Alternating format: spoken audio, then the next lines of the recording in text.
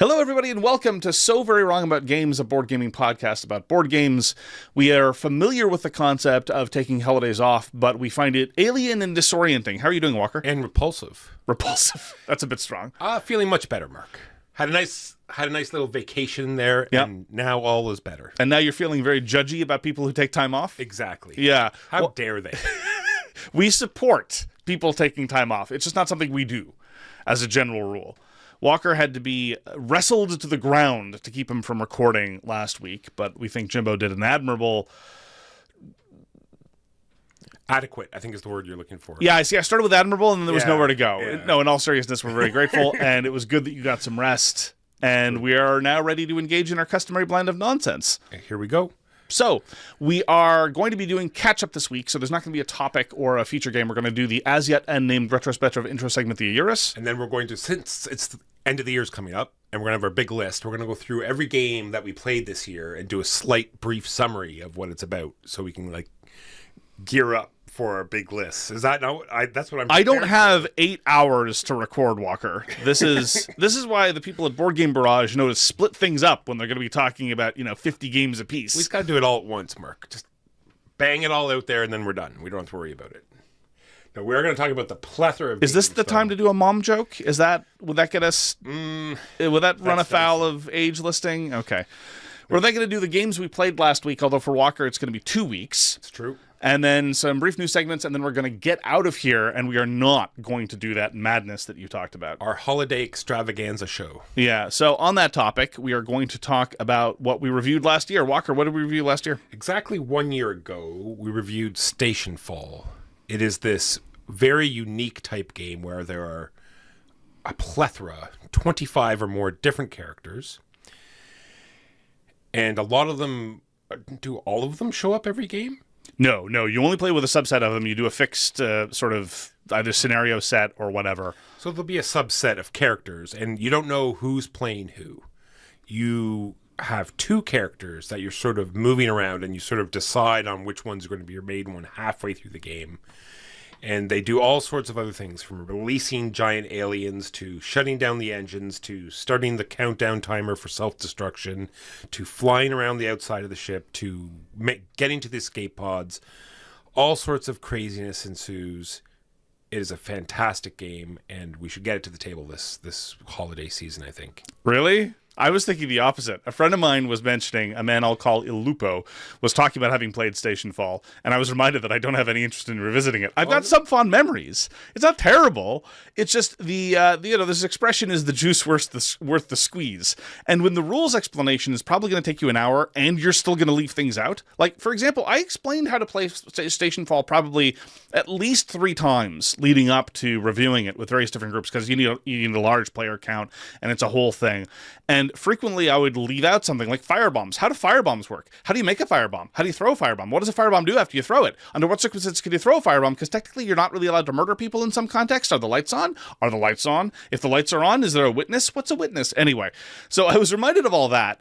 And sometimes you get these interesting moments, but at the end of the day, I was going to say, as you're going through stuff, I'm wondering, am I looking through, rose-colored glasses? Am I just remembering the fun bits and not the, all of that,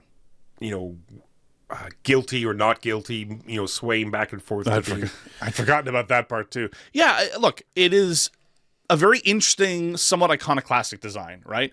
But there's a particular style of game, rules heavy, full of chaos, lots of weird things happening, frequently where at the end of the game you're like, oh, I guess this person won? Fascinating.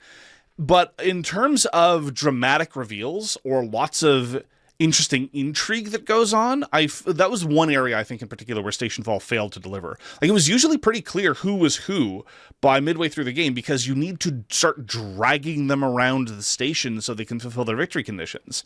And so it's not a whole lot of, are they playing a reverse double blind? Are they activating this character so I think because the risk of that is just too high. Like, we've talked about this goes back a long time, like Age of Gods. You remember Age of Gods? So you can try. That was the troops on a map fantasy game where you were gods, and it wasn't clear who worshipped you over the course of the game, and you had a limited opportunity to do attacks. Am I ringing it? Is this ringing a bell? Yeah. It was a great game. It was like there was this huge, weird waterlog sale or whatever where you could pick up copies for $5. It was a very interesting little game. Yeah, and Age of Gods did the same sort of thing, and the problem was in many player counts. As you get to higher player counts and lower player counts, you didn't have this problem. You never wanted to waste your turn doing anything other than with a race that was you knew was in the can for you, because that might be spending one of your valuable actions, not only just trying to misdirect people and not advancing your victory conditions, but actively advancing the victory conditions of another player at random around the table. And this Stationfall has the same issue. Why would you bother, certainly once the mid-game starts, in my experience, engaging in this kind of intrigue when you're just handing points to somebody else? Sure, luckily, some of the missions, though, don't have to be accomplished by the character themselves, like releasing the creature or shutting down the engines. It doesn't have to be done by that character. So you could, hijack somebody else's character and run them out to do it. And then there is also a plethora of characters that need to do that too. So like you said, you could be helping somebody else, but there are ways to sort of obfuscate who you are playing. Oh, okay, fair enough. And good use of the term obfuscate, by the way. Yeah, I mean, look, I enjoyed it. I'm happy to have experienced it. As I say, it's borderline iconoclastic. But if you tell me that you want to play a high chaos, high interaction game that leads to some wild moments of reveal and drama, I mean, there are games that do that. Door of the Lesser Houses does that. Cosmic Encounter does that, although nobody in this immediate group will play Cosmic Encounter with me.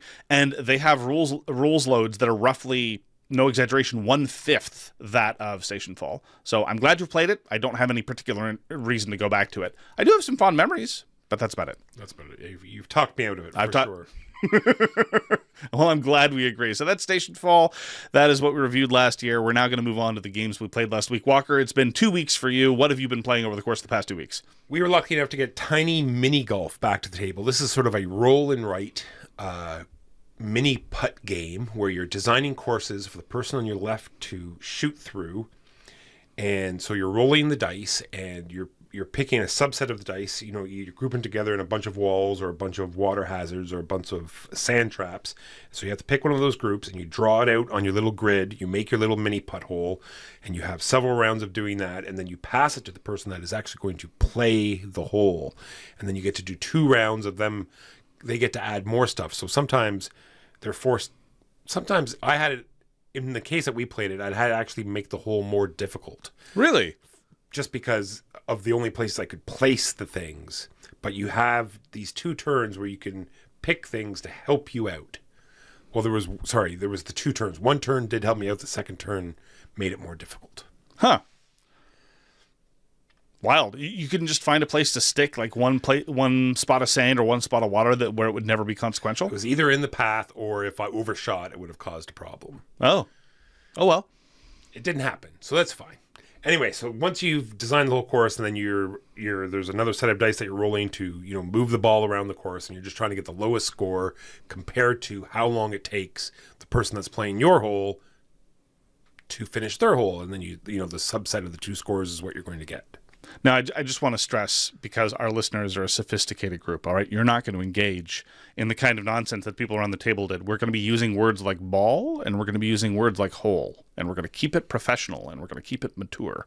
Are we going to keep it mature, Walker? Yeah, of course. Just like when we played. It was very upstanding and adult-like conversations. Okay, adult can mean different things in different contexts. Anyway, moving on.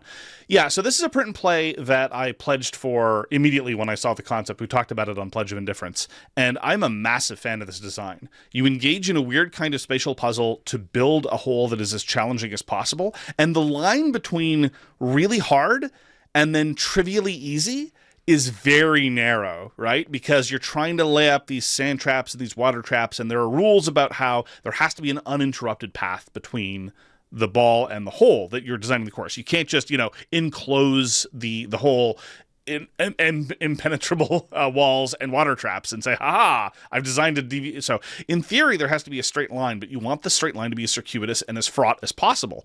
And for whatever reason, it is the kind of spatial puzzle that I enjoy.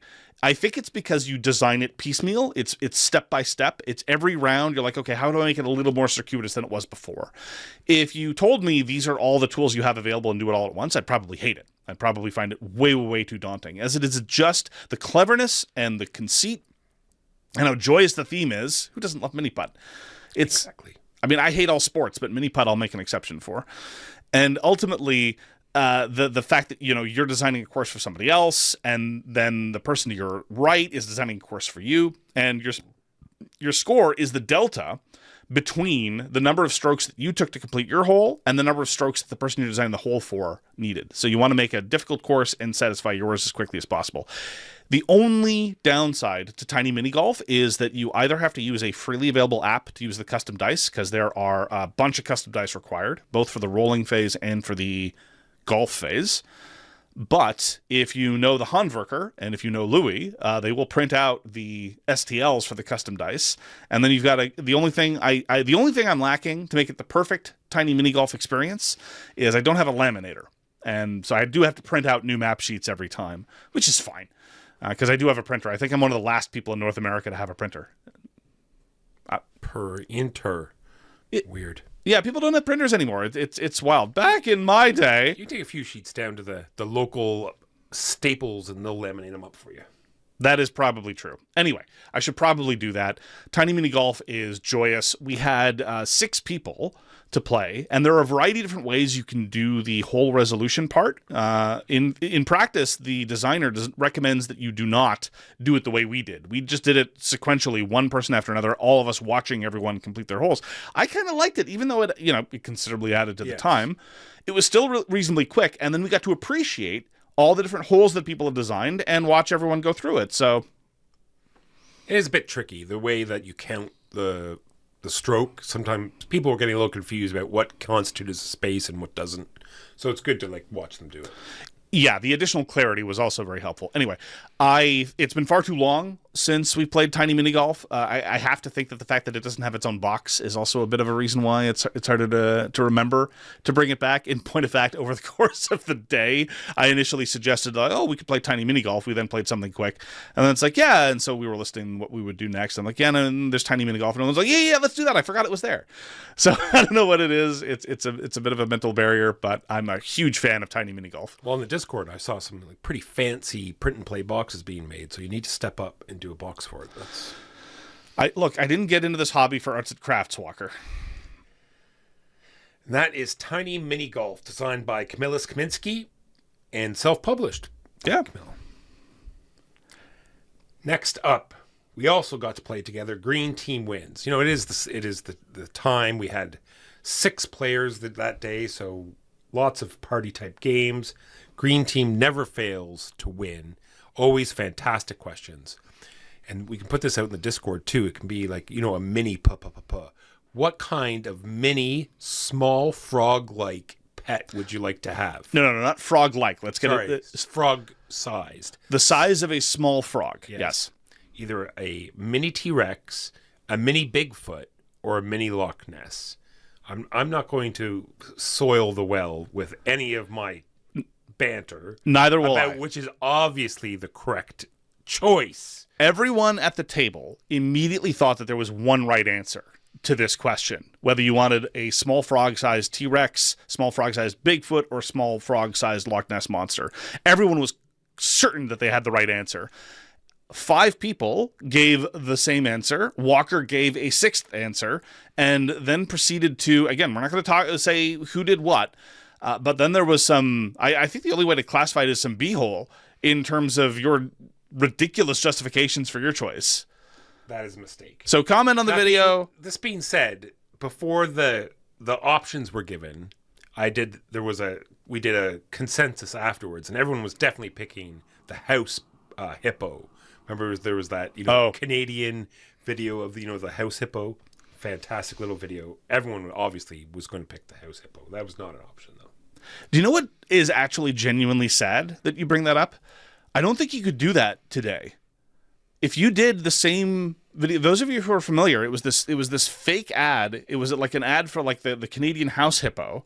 And it was this doctored video of a hippo that was roughly the size of a rat or a mouse or something, going around in someone's living room.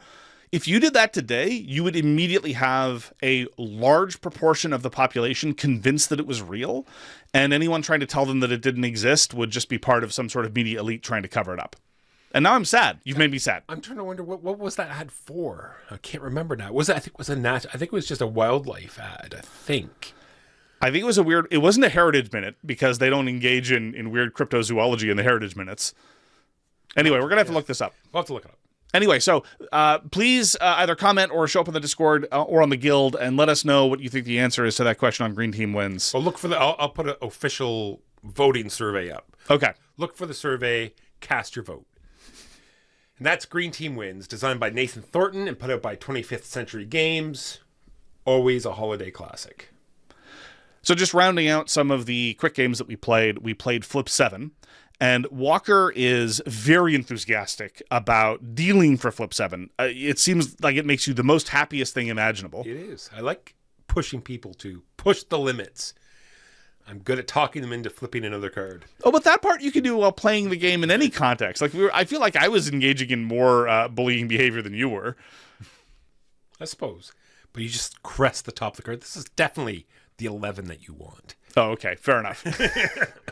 Flip 7 bills itself as the greatest card game of all time, which is definitely some lovely hyperbole. It is just pure press your luck, no broader context involved. You could probably engage in some mild card counting if you really wanted to, but that would probably be overkill.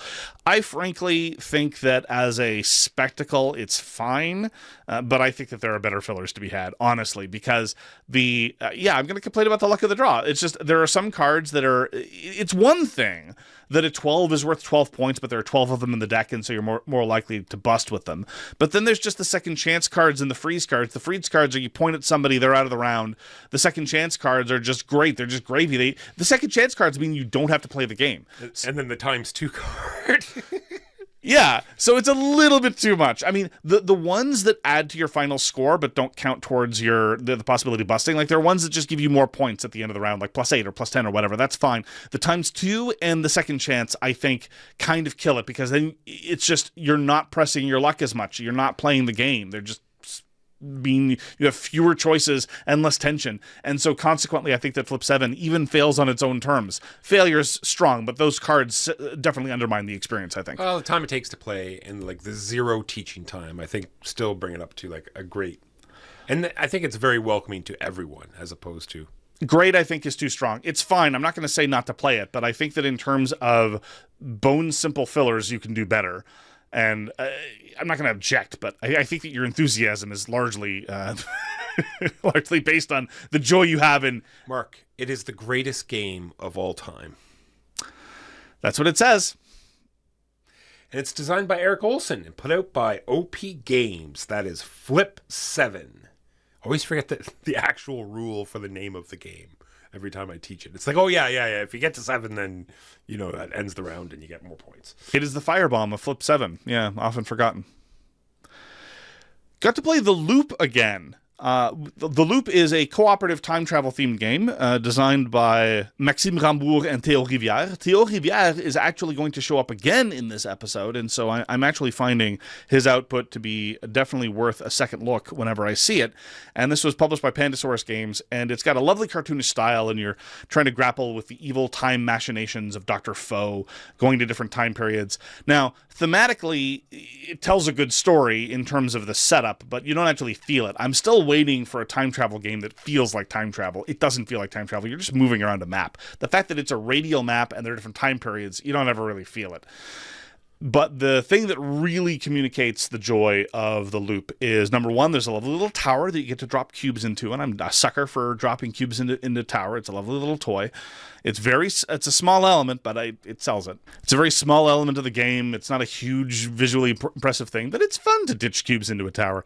And the artifact cards. Mostly what you're going to be doing in The Loop is activating these artifacts, and they have relatively simple effects, but they are very charming. So it can be fantastical elements like Excalibur, or it could be some sort of weird virus that was bioengineered in the future, or it could be magical underpants, or a techno-organic mohawk that a character has. It's extraordinarily well done. It's very simple, very straightforward, but extraordinarily engaging. I'm a massive fan of The Loop so far. The second time we played was, again, on the sort of basic level scenario, sabotage. The other scenarios add on other things you have to do in order to win. And the first game we played, it was actually kind of down to the wire. It wasn't particularly hard, but there was a fair amount of uncertainty as to whether we were going to pull it off. The second game we played was a raffle stomp. You weren't there for that one, but it was just a complete and total cakewalk. Still enjoyable, but now I'm definitely willing to start adding in some of those extra modules introduced in the later scenarios just to bring up the difficulty level a little bit. And so it's a crowded field of co-op games, but the Loop, by virtue of both its visual appeal and, you know, the subtle thematic hooks, definitely elevate it. And so it's been a very surprise discovery of the past little while. That is the Loop. Let's go back to Civolution, because you and Jimbo already talked about it, and I also played in that game, and I'd like to talk about Civolution. Absolutely, that is your prerogative. There is a ton of things to enjoy about Civolution.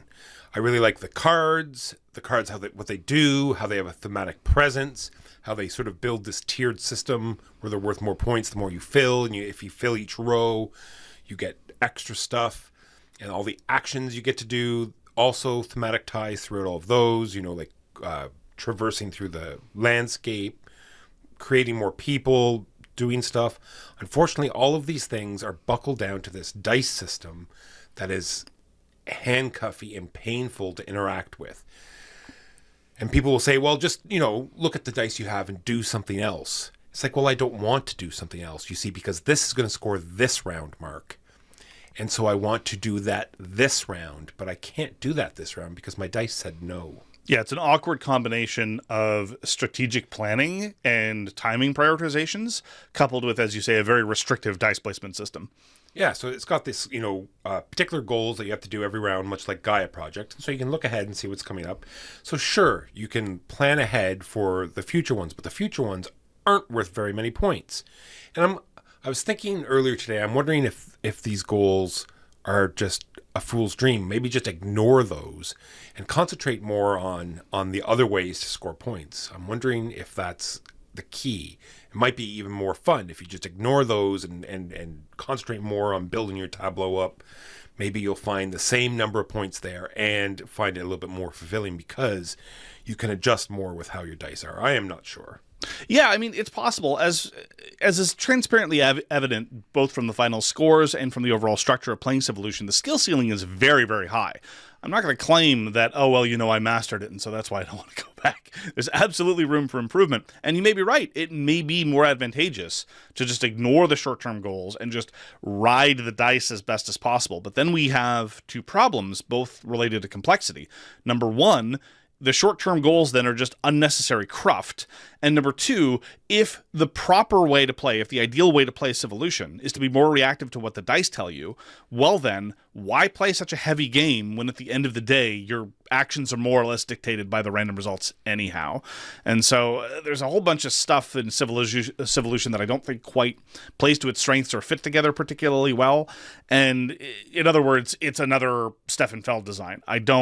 His design idiom doesn't fundamentally appeal to me, certainly of the past little while. I commented before that I quite like Notre Dame and In the Year of the Dragon, some of his earlier designs, but just the stuff that he's been putting out for the past few years, it tends to feel just kind of soulless and not particularly rewarding and usually a little heavier than it needs to be. But I think your observation, you made an observation immediately after, though, which is something that you do. You said the same thing after we played Innovations of the South Tigris, Inventors of the South Tigris, the one with translation. You asked a rhetorical question. Do you remember what it was? What? Oh yeah. What did we just do? Or, you know, what are we trying to do? Is that what it was? I've forgotten already. The specific formulation, which I think is brilliant, is what about this is fun? Yeah. What about this is fun? Well, like I said, I found the cards coming, you know, the cards, like building your tableau and seeing what the cards did. But that's the other problem, is that you see cards that you want, but you don't have the dice to get those cards. And those cards will either someone else is going to take the card you want, or those cards are going to be covered up. It's all under a time limit. Got to get those cards before they disappear. Got to get these goals done before it's the next round. Lots of things that are time constraint, and then you are handcuffed with these dice. Anyway, Civolution, designed by Stefan Feld. Played another game of Iron Forest. I raved previously about the engineering of Iron Forest. It is a dexterity game with these lovely little mechs that are basically the same pieces as the penguins from Ice School, except now they are mechs instead of penguins.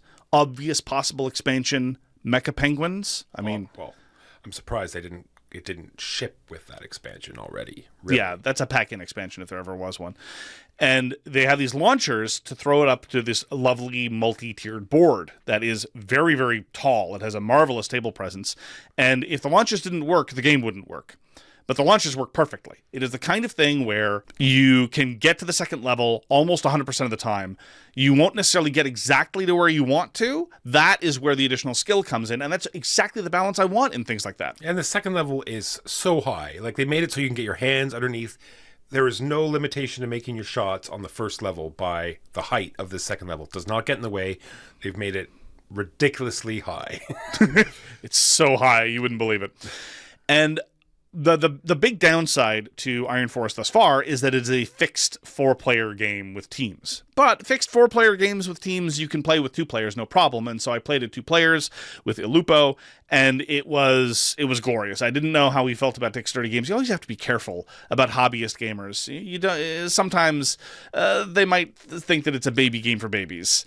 Poo-poo. Yeah. I don't play with those kinds of toys. Exactly. They're only big boy toys. Precisely. So Iron Forest was great. It is scenario driven. The first scenario is just, these are the gates you need to get through. These are the holes you need to get through. And then when you've collected all of those, then your opponent is going to set up 5 more things you need to get to. First 2 gets it. But the additional stuff you get that you don't get at the free-for-all is you now care a lot more about damaging opponent mechs. You care a lot more about knocking them out of commission, not because it causes them to lose turns, but because you get these one-shot power-up cards that are great. And so I felt like it was a lot more substantial than the free-for-all version that you and I played with Huey. And I wish it were more player flexible because, again, we play an awful lot with 3 or 5, and it is designed to be played with 2 or 4. And so that's the biggest downside I've got with Iron Forest. As it is, I think it is a marvelously engineered, marvelously calibrated, marvelously designed dexterity game. And it is a great use of components, and it is something that I very, very much want to play, and I want to see more of the scenarios, and I just want to see more of the modules and see more of the cool stuff that comes, because just experiencing the marvelous toys is already enough of a joy, and they've made a solid game on top of it, and that's really what you want out of a top-tier dexterity game. That's Iron Forest by Brian Gomez, published by Brain Games, pursuant to successful crowdfunding.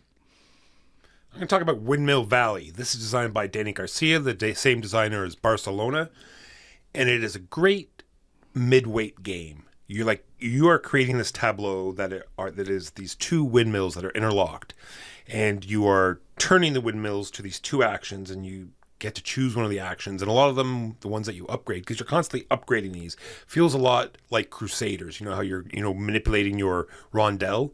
Much like that. You're buying all these upgrades that you get to slot into these nice, triple layered windmill boards and you get to manipulate this through this sort of awkward water system where you're, raising the water or lowering the water. And this is going to tell you how far you can turn your windmill. So you turn your windmill, you pick whatever actions you are, and if you have these plus symbols, you get to do both, all in the pursuit of planting tulips. And so you're planting these rows and columns of tulips, trying to get points. We played a 2-player. That's why I wanted to bring it up. It just played so smoothly and quickly and well with 2 players. You're just getting gold cards, planting tulips, upgrading your thing. Game's over, tally your score, and it was great fun. Glad I got it back to the table.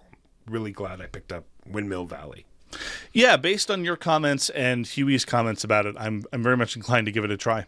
It's very light, but still, I think, very enjoyable. You had me at Gears. Gears. Yeah. Played another game of Dragon's Down. Dragon's Down is the kind of reimagining of Magic Realm. Oh, I was hoping that was sort of like a fantasy implementation of Black Hawk Down. That would be kind of fun. Adventures on a dragon. It goes down. They have to crawl up inside it and have a defensive position about all these orcs. This stuff writes itself, Mark. This is fantastic. I'm going to ignore the obvious problematic racial overtones going on there, and I'm going to keep talking about Dragons Down. So my first experience with Dragons Down, we played sort of the introductory scenario with one terrain set, and my suspicion was that if you add another terrain set, all that that's going to do is just make a bigger map, not necessarily change the dynamics of what you're doing. And sure enough, that was the case. There's more there, but you're doing more of the same. And ultimately, this is a hexed-based adventure game. So basically, it's Mage Knight, and that's hardly surprising because at the time of Mage Knight's release, a lot of people compared it to Magic Realm. Now, there's not a whole lot to compare it, other than, again, hex-based tiles and fantasy adventure game, but most... Complexity, maybe.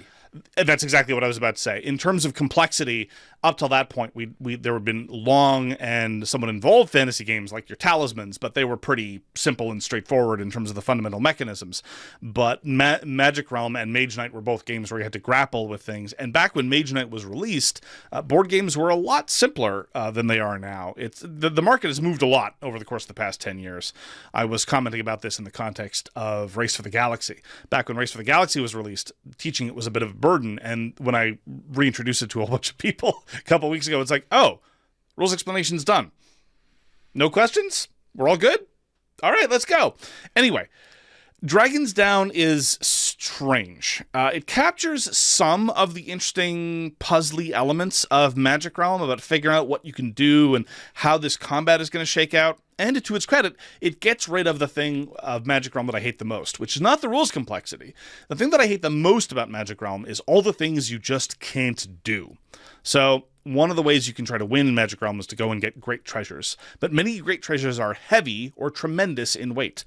And you cannot carry things unless you're able to play a movement chit of the weight of the object or higher. A lot of characters don't have heavy or tremendous movement chits. And so they just don't get to be treasure hunters in the same way. And on top of that, there's a whole bunch of limitations about, oh, you just can't, flatly unable to do that thing. And then someone might be inclined to ask, well, how do I go get better movement chits? Well, the answer is, well, I guess you could buy a horse, or at best, try to go find a treasure that gives you new chits. But that's kind of a circular problem, isn't it? Anyway, for all my love of Magic Realm, there's a lot that's just gate-kept behind, just flatly, you just can't do that. A lot of random stuff where it's like, oh, you found this incredibly valuable thing, you can't carry it, though. You found this incredibly valuable thing, you can't use it, though. It's just not. Anyway, but Dragons Down also gets rid of one of the things that I think helps make Magic Realm sing, and that is natives. There are these indigenous groups to the Magic Realm that you can interact with and buy and sell things from. That part it's kept. There are merchants that you can buy and sell things from, but you could hire them. And hirelings really, I think, round out the experience of Magic Realm in a way that Dragons Down doesn't have. And this leads to my biggest criticism of the experience, and that is that no one thing is very dangerous in Dragons Down. Like a treasure guardian showed up and confronted somebody who had not yet upgraded any of their core competencies, and they were able to win the combat without taking any wounds. Other than they technically wounded a couple things, but that's just how spells work. And I found that pretty unsatisfying. Like, there was no particular reason to run from this guardian because I looked at it and said, oh, I can kill it. Sounds nasty. Yeah. Then there's what will actually kill you, which is volume.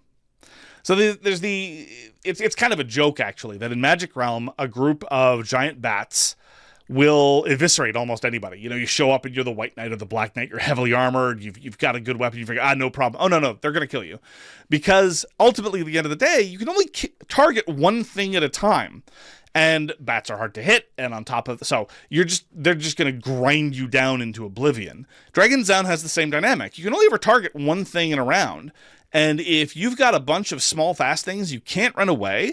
They're hard to hit, and they're going to grind you down. So sure enough, these characters that can kill tremendous dragons that show up and individually, or murder a titan that shows up one at a time, or the Death Knight that shows up to confront you. 3 kobolds? Oh, that's going to be tough. And that's a weird thing thematically. It's a weird thing in terms of satisfaction, especially since the 3 kobolds might show up on a random spawn. You just wander around the overland, you roll the monster dice. It's like, oh, great, here are 4 goblins. I can kill any one of them, probably, but the 4 of them together, that's a bit rough. So ultimately, I found it kind of unsatisfying because on top of that, there's just not a whole lot to do. You raid treasure locations, you fight monsters. Those are the two things you do in Dragon's Down. And while the combat puzzle is fun and the basic contours of the map are kind of interesting, I felt like in simplifying Magic Realm and making it more straightforward, you lose a lot of the nonsense charm. I'm not going to defend Magic Realm as a quality game, but I think that in streamlining it, they showed that at its core, Magic Realm gets by because of those sharp edges, not in spite of its sharp edges. I was going to say, because there's lots of things that already, simplified Magic Realm. Why, why couple it in with things that they already have? I would dispute that characterization. So Mage Knight is compared to Magic Realm, but they're not very similar mechanically. Well, what I'm trying to say is that Magic Realm should stay Magic Realm because that's what it is. It's a highly complex, odd type game. Why change it into something else that, there might be already a bunch of? Sure. I mean, the design remit of Dragon's Down it's still very complicated. It is more like Magic Realm than anything else. And the idea was to get rid of... So, for one thing that it does absolutely successfully is it gets rid of the burdensome setup. Setup in Dragon's Down is much, much easier than the setup for Magic Realm, because Magic Realm you had to put out like 20 different piles of chits and their specific setup boxes, and that's even before you're actually setting up the game. That's just prepping the setup sheet. So it's much simpler in that respect. And so I admire that part. But ultimately, I feel like, personally, Dragon's Down loses a lot of its personality. It felt a lot more mechanical, a lot more rote. I felt like there was less to do, less interesting things to discover than in a game of Magic Realm. And so ultimately, it left me feeling cold. Mechanically, I think it's still very interesting. And I think that if you find Magic Realm interesting as a mechanical project, as a mechanical puzzle, you might want to take a look at Dragon's Down just to see how they've done it. But ultimately, I don't have a particular enthusiasm for going back.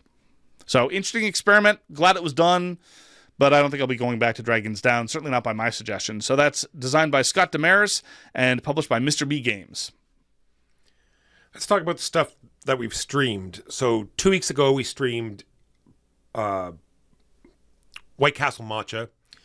Love White Castle. Like, even when I was rereading the rules so I could teach it again, I was like, oh man, why don't we play this more? You have this tableau full of meeples that you need to populate in all sorts of different areas, and they're going to score you points. The more meeples you get out in either the gardens or into the castle or into the different areas, the more points you're going to get. And the Matcha expansion just adds more of that. Now you're putting them in gardens and stuff. My example was White Castle is like a fight in a phone booth. You have like 9 rounds. So with the expansion, they made the phone booth a little bit bigger, but added 5 more people. So now you have geishas that you're trying to get out. Anyway, lots to love about the expansion. It's just more White Castle. So now you're getting a few more turns, more stuff to do. White Castle is just great. Now I'm having this image of a bunch of geishas trying to get into a phone booth and you trying to kick them out. Yes, just so. So it's this interesting dice system where you have all these bridges of dice, and there's a high end and a low end, and you're pretty well trying to figure out your turn. I want to do a castle action. And there could be 8 different places you can do this castle action, but which is going to be the most advantageous to you? Because if you take the low die, you also get to run other things, and you need to get a white die because this castle action has to have a white die. So it's just figuring out the combination of how to get that castle action that you want. Anyway, hoping to play a lot more White Castle, and we played with the expansion White Castle Matcha. This week, we streamed Black Forest. This is the newest Uwe Rosenberg game from this year. You are making glass, and your glass blowers are very eager to make glass.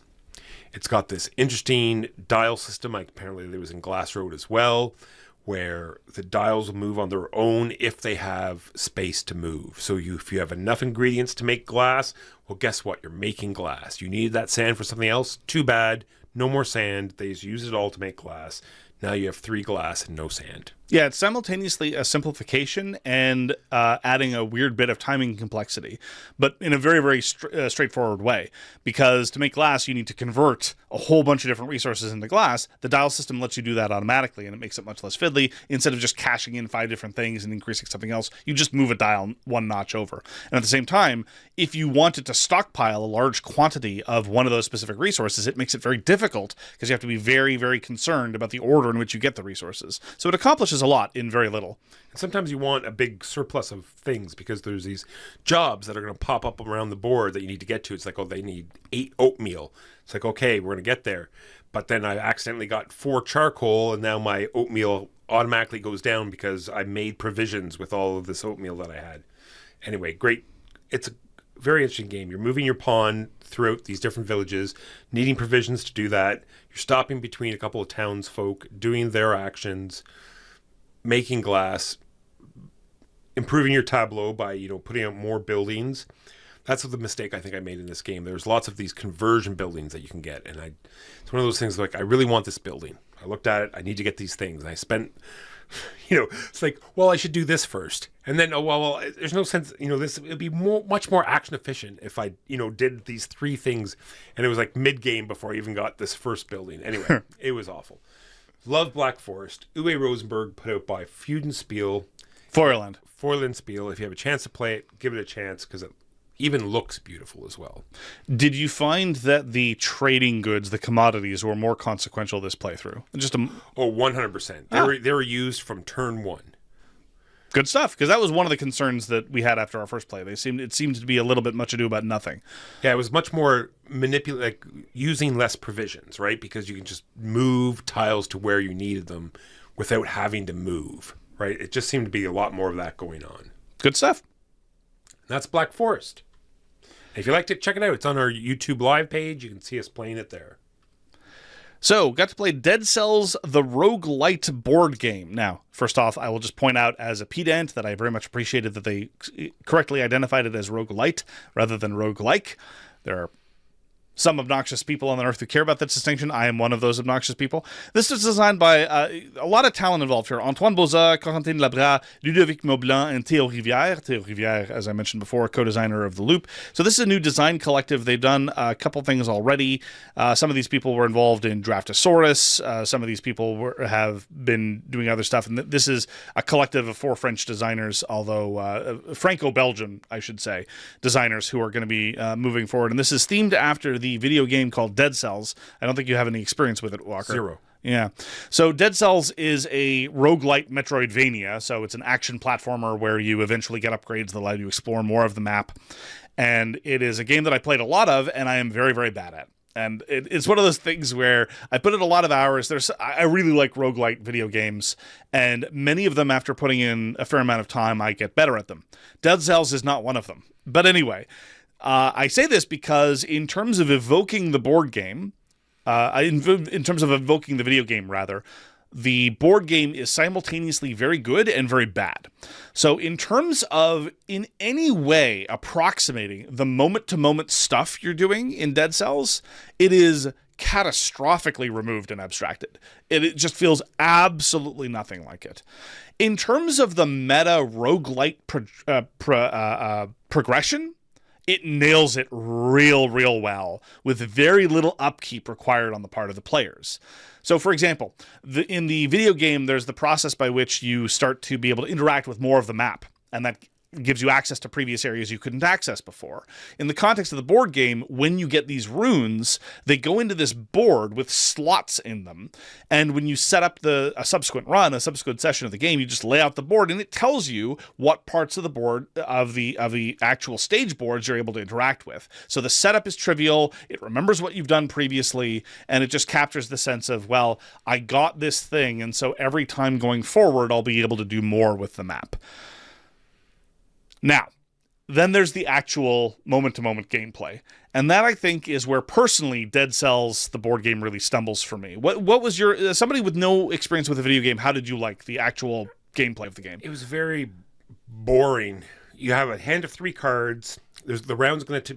there's 3 distinct rounds. And on your cards, it'll tell you what you're going to do in each round. So you have to pick one of these cards, and you're play it in front of you, and everyone will flip them up, and then you'll go through round 1, then round 2, and round 3, depending on your cards.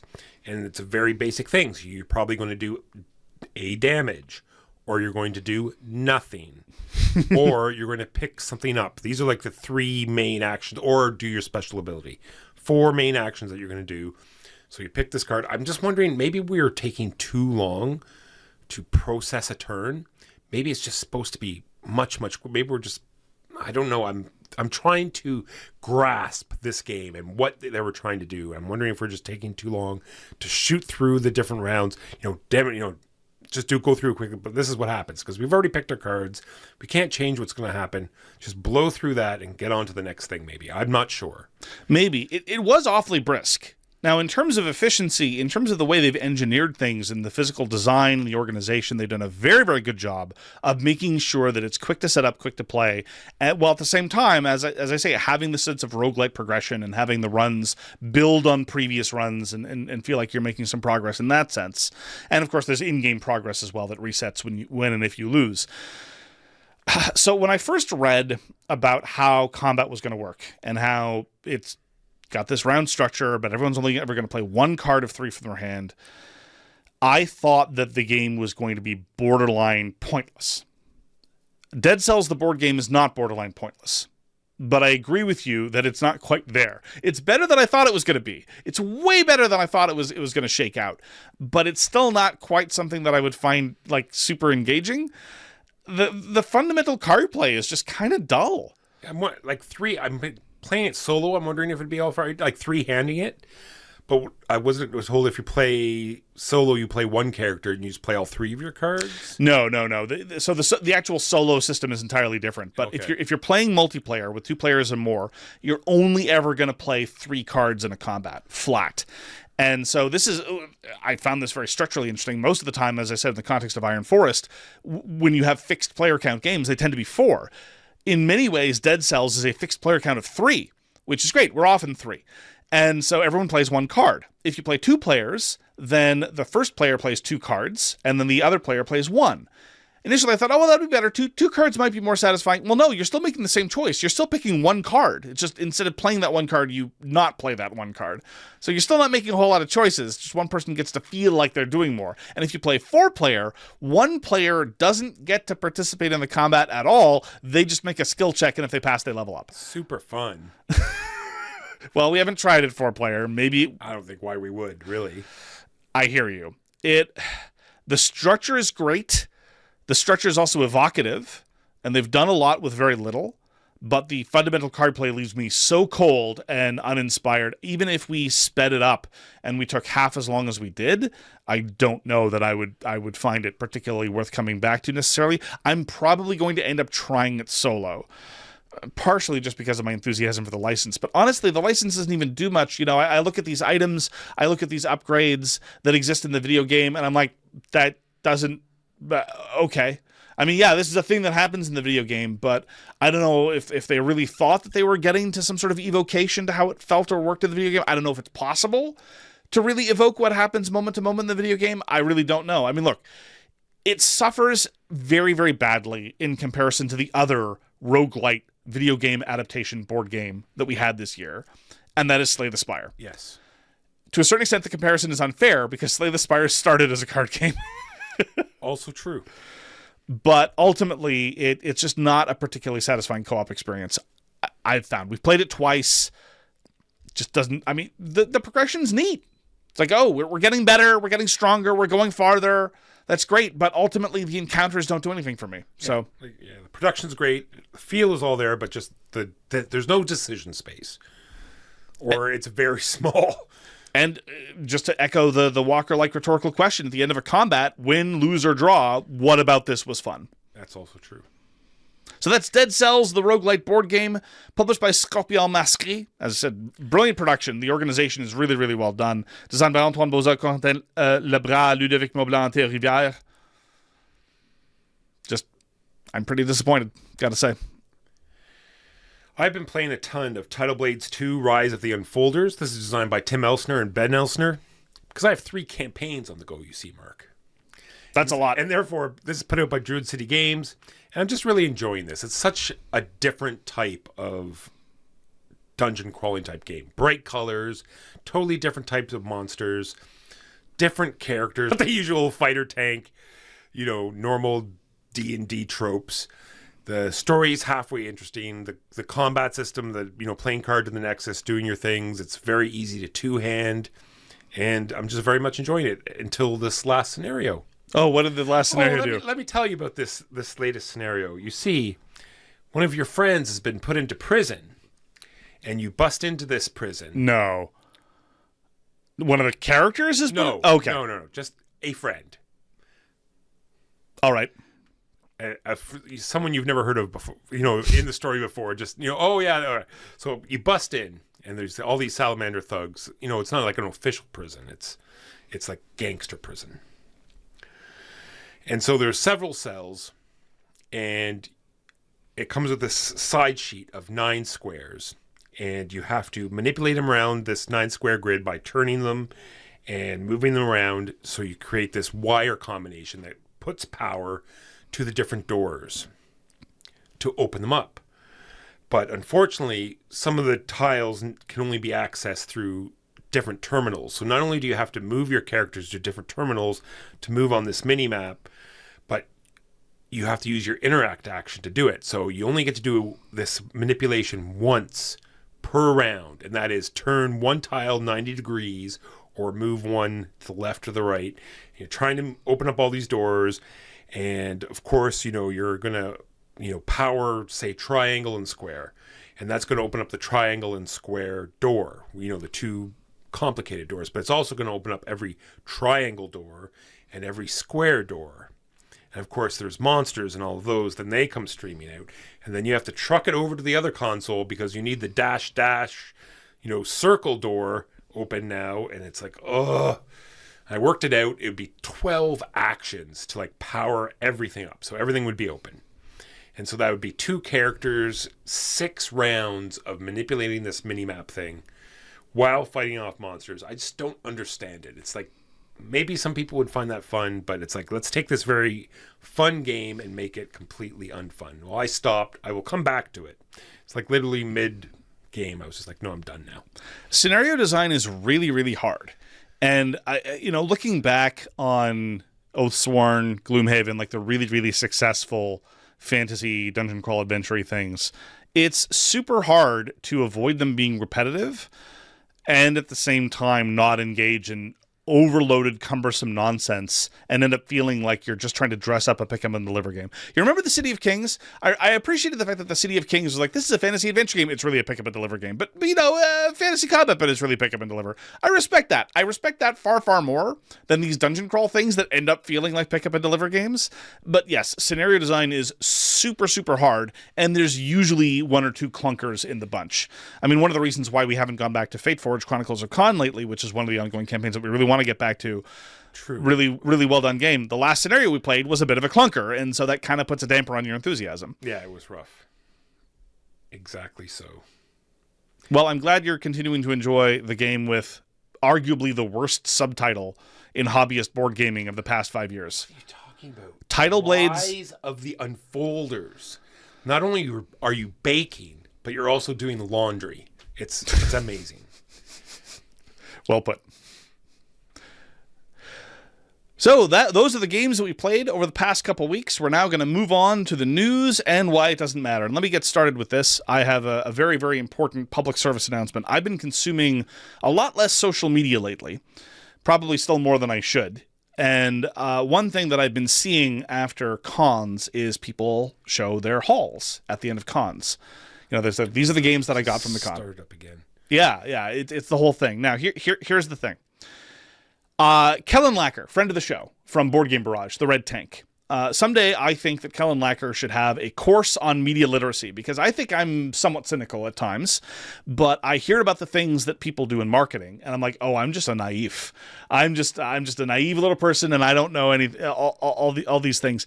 And Kellen knows a lot about some of these tricks, and he pointed out this is, I think, a very, very important activity. I can't really do it anymore because most of the board game designers and publishers that I know on social media hate me because I'm, abrasive and obnoxious and a terrible human being. What was I talking about? Anyway, here's the thing. If you see a picture on social media of not just some rando that you follow or your cousin Ted or whomever, but like a board game influencer that has some profile, has some clout, and they say, here's my haul from this convention or whatever, be polite, express enthusiasm, say, oh, looks nice, and ask the crucial question, which of these did you buy? Right? That's the crucial question. Which of these did you purchase? Because one of the things that we hammer on about all the time here on So Very Wrong About Games is the importance of disclosure. It's not even just important from a social convention. Arguably, by the standards in America of the FTC, you're legally obliged to disclose when you get something for free for promotional purposes. And haul picks are promotional purposes. So the next time you see a haul pick, be polite, be enthusiastic. Ask them which of those they purchased. It's only right. I agree. And my one bit of news is, because we talked about Green Team Wins, I was looking up Green Team Wins. Mark, there's an expansion coming out for Green Team Wins. It is the Holiday Party Pack. Okay. So it will be holiday-inspired questions. I'm not enthusiastic. Which is like, one of the questions was like, which is the best cookie cutter shape? Stuff like that. We will see. So the version that you have, the 25th Century Games version, that goes to 12 players rather than the one that's available in big box retail stores that goes to 6 players, which is the Orange Team version of Green Team Wins. Clearly inferior version, yes. Yes, and sadly the one that I'm saddled with. But it does have one advantage in that it doesn't have all the super niche inside baseball hobbyist board game type questions. It's true. Which are not good. We end up usually... on average, we end up skipping one of them every game because it comes up as like, this is not interesting. Yeah, I should just pull them out because that's what we do. Usually when one comes up randomly, we just replace it. So I should just like peel them out because they are, like you say, non-interesting. They are potentially interesting if and only if everyone at the table buys a lot of crowd-funded board games. Like, that's the level of hobbyist that they're pitched to, which is fine. I mean, I'm not saying that these people like us are subhuman, although maybe in our cases, arguably, we spend far too much time with gibbons, and they seem way smarter than we are. But ultimately, like, even people who play a lot of hobbyist board games, like Louis, for example, or the Louis, or Huey or Dewey, like, they play lots and lots and lots and lots and lots of hobbyist board games. They don't pledge for a whole lot of Kickstarters, so asking them whether they'd rather have a neoprene mat or metal coins that you might get on some of these Green Team Wins cards, not an interesting question. So we end up binning them 9 times out of 10. This holiday one, arguably the same. Already pre-ordered, but we'll see. Sure, probably worth a shot. So that's going to do it for this week. Thank you so much for joining us for So Very Wrong About Games. We really appreciate your deciding to waste some of your precious time listening to us blather on. This is what's known as a pitch for you to come back. How'd I do? Yeah, very good. That's like, if they don't come back, I don't see what else we could possibly do. Like that, you could have used nattering. That's a good. Sure. Yeah. Is that? I think that's a more positive type of. I should reach out to Kellen and ask him whether nattering or blathering is a more like marketing type word. Agreed. To get the good engagement. Anyway, for many people, the holidays are a joyous time. For many people, the holidays are a stressful time, and for many people, it's both. So, as I've said before, self-care is an obligation. Please do practice it. Hope you have a good and safe time, regardless of what you're doing. Take care of yourselves. Take care of your hobby. And thank you, Rules Explainer. Take care, everyone. Peace! I think you're full of, I think I'm full of shit.